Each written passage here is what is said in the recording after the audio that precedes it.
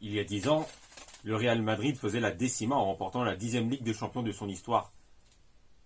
Bonjour à tous les amis, j'espère que vous allez tous très bien. Moi ça va très bien et très content de vous retrouver. Et comme vous l'avez deviné, on va revenir sur la saison exceptionnelle 2013-2014 en Ligue des Champions du Real Madrid, qui était clairement en mission pour remporter sa 10e Ligue des Champions de son histoire. 2 ans après la dernière remportée en 2002 grâce à la reprise de volée emblématique de Zidane. Et juste avant de démarrer, n'hésite pas à t'abonner et cliquer sur la petite cloche pour être informé de la sortie des prochaines vidéos, car ça aide beaucoup à faire grandir la chaîne et ça aide beaucoup pour le référencement. C'est très important. Et aussi, n'hésite pas à me suivre sur mes réseaux sociaux, Facebook, Instagram, YouTube, X, alias Twitter. Cette fois-ci, c'est parti, ça démarre. Et comme je le disais en intro, il y a 10 ans déjà, enfin plus de 10 ans désormais, le Real Madrid réalisait la décima en remportant sa 10e Ligue des Champions. Et je me suis dit que c'est l'occasion de revenir sur cette saison exceptionnelle en Ligue des Champions en 2013-2014 des merengues. Après plus ou moins des années de galère sous l'ère des Galactiques dans les années 2000. Et après un retour en force grâce à José Mourinho à l'époque. Et au poste d'entraîneur pour cette saison 2013-2014, c'est Carlo Ancelotti qui prend le poste de coach du Real. Après avoir remporté en tant qu'entraîneur de Ligue des Champions avec le Milan AC, et après un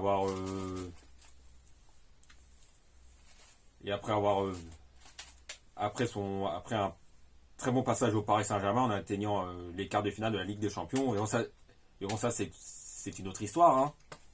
Et on va revenir sur cette saison 2013-2014, il y a 10 ans, exceptionnelle des merengues. Et tout d'abord au poste de gardien, c'est comme d'habitude l'emblématique San Iker, Iker Casillas, le titulaire au poste de gardien numéro 1.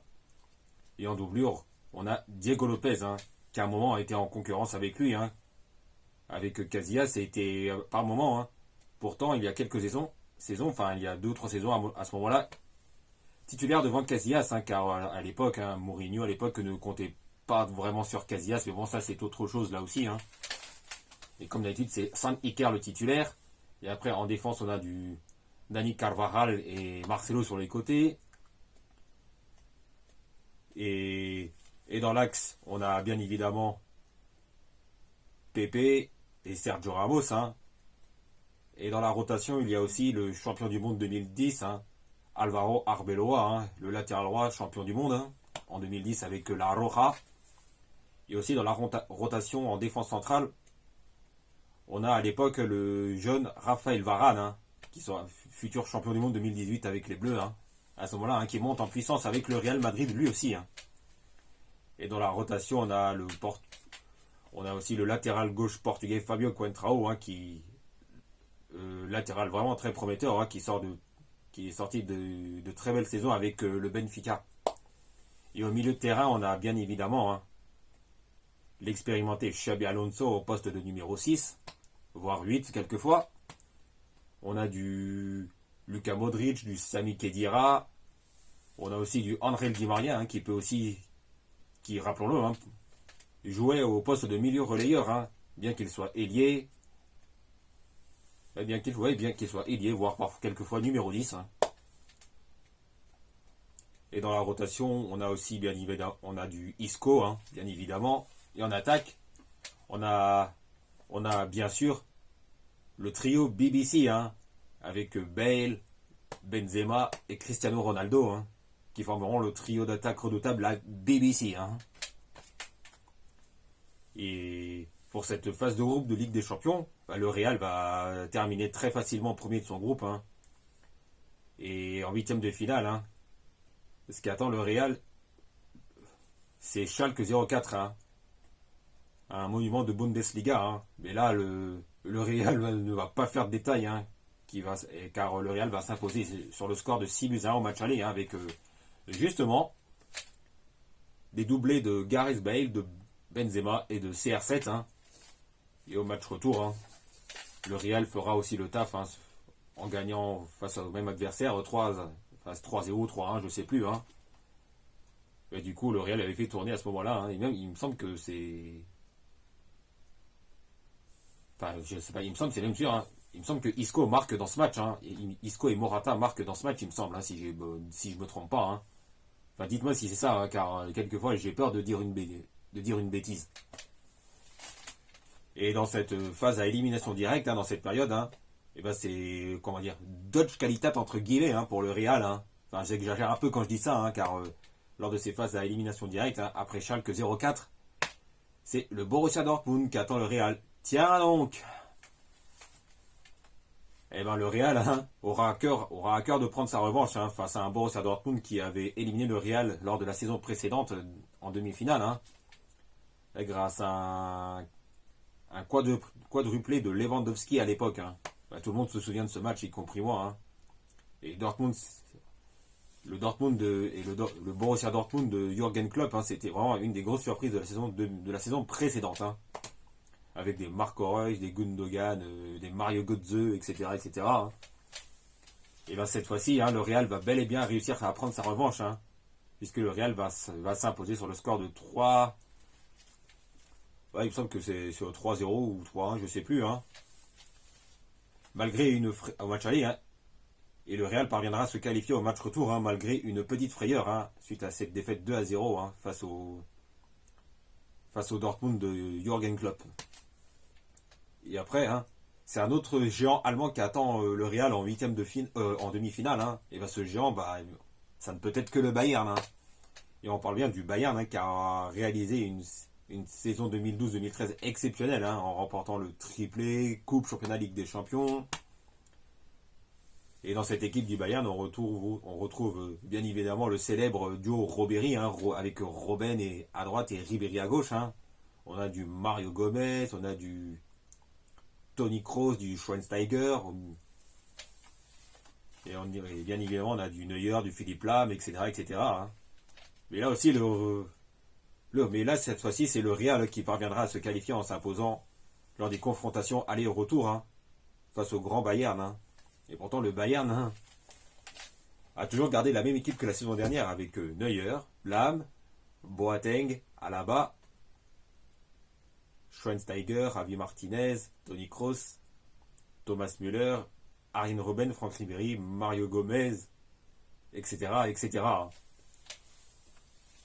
Et après, en finale, cette fois-ci, c'est un derby madrilène hein, qui nous attend avec le Real qui va affronter l'Atlético à ce moment-là. Hein. Et l'Atlético, c'est pas n'importe qui hein, à ce moment-là. Hein. Enfin, pas n'importe qui, j'exagère peut-être un petit peu. Hein. Mais c'est l'Atlético Madrid hein, a fait une belle campagne de Ligue des Champions aussi à cette époque-là. Hein. Car notamment, les Colchoneros de Diego Simeone ont éliminé et le Barça en quart de finale et Chelsea en demi-finale, hein, ce qui n'est pas rien. Hein, et ce qui est déjà une belle prouesse à cette époque-là pour les Colchoneros. Hein. Et il y a un homme et il y a un joueur hein, qui a permis à l'Atlético de briller en Ligue des Champions.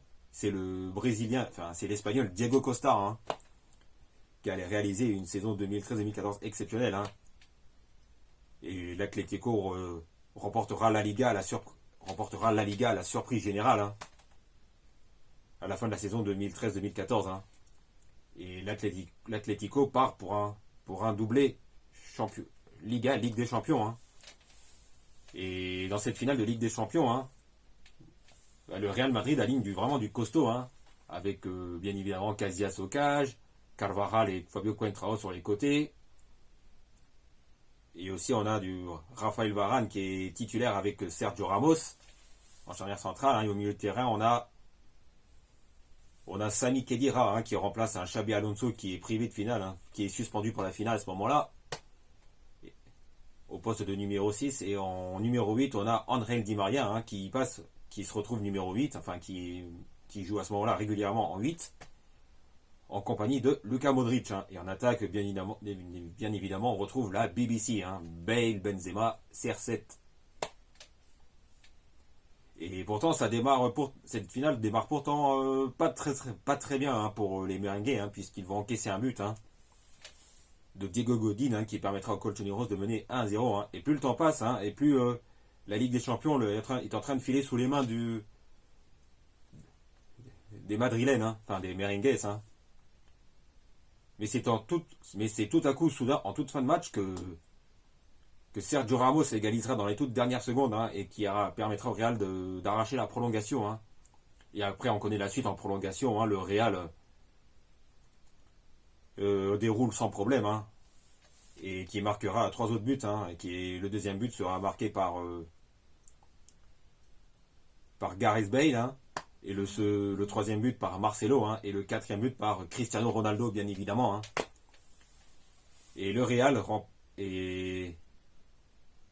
et c'est grâce à Sergio Ramos, Gareth Bale, Marcelo et Cristiano Ronaldo, hein, que le Real Madrid remportera la Ligue des Champions, hein, et fera la décima. Hein. Et ce qui sera une saison 2013-2014 en Ligue des Champions exceptionnelle du Real Madrid. Hein. Et le Real Madrid, après on connaît la suite, hein, remportera la revanche, hein, en finale de l'édition 2016 de Ligue des Champions, hein, face à l'Atlético. Hein. Et même si cette fois-ci c'est au tir au but. Et après on connaît la suite, hein, le Real remporte la Ligue des Champions en 2017, hein, toujours avec plus ou moins le même effectif, hein, et pareil en 2018. Hein. Mais cette fois-ci c'était en 2017 face à la Juve et face à Liverpool en 2018. Hein. Et après on connaît la suite, hein, on aura le remake de la finale de comment dire de 2018 avec cette finale de Ligue des Champions entre le Real et Liverpool qui sera remportée par le Real en 2022, enfin il y a 2 ans, hein, grâce à un but de Vinicius. Hein. Et après, hein, jusqu'à 2 ans plus tard, hein, le Real remporte une nouvelle Ligue des Champions, hein, qui remportera je crois que c'est qui remportera sa 15e Ligue des Champions, hein, en 2024, hein, c'est-à-dire tout récemment cette année, hein, à la fin de la saison dernière, hein, face au Borussia Dortmund. Et qu'en est-il du Real, hein, et parmi les rescapés de la décima de 2014, hein, du Real Madrid en 2014, hein, Dani Carvajal et Luka Modric, hein, sont encore au Real Madrid, hein, à l'heure où je tourne cette vidéo, hein, et qui sont toujours aussi indispensables. Hein. Et tandis que André Di Maria, lui, atteindra la finale de la Ligue des Champions en 2020 avec le Paris Saint-Germain, hein, 6 ans plus tard. Hein. Après la décima du Real Madrid en 2014, hein, après avoir fait partie de la décima du Real Madrid en 2014. Excusez-moi. Bon, voilà les amis, je crois que c'est tout pour aujourd'hui. Hein. Ça m'a fait plaisir de faire cette vidéo, hein, sur la décima du Real Madrid, hein, car ça fait déjà plus de 10 ans maintenant. Hein, et je me suis dit que c'était l'occasion parfaite.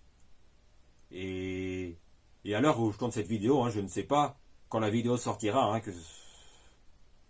et à l'heure où je tourne cette vidéo, il est plus de 9h du matin, mais je ne sais pas à quelle heure sortira la vidéo, hein, à l'heure où je la tourne. Hein. Et n'hésitez pas à vous abonner et cliquer sur la petite cloche pour être informé de la sortie des prochaines vidéos. Et on se retrouvera très vite pour parler de football et de catch comme d'habitude. Hein.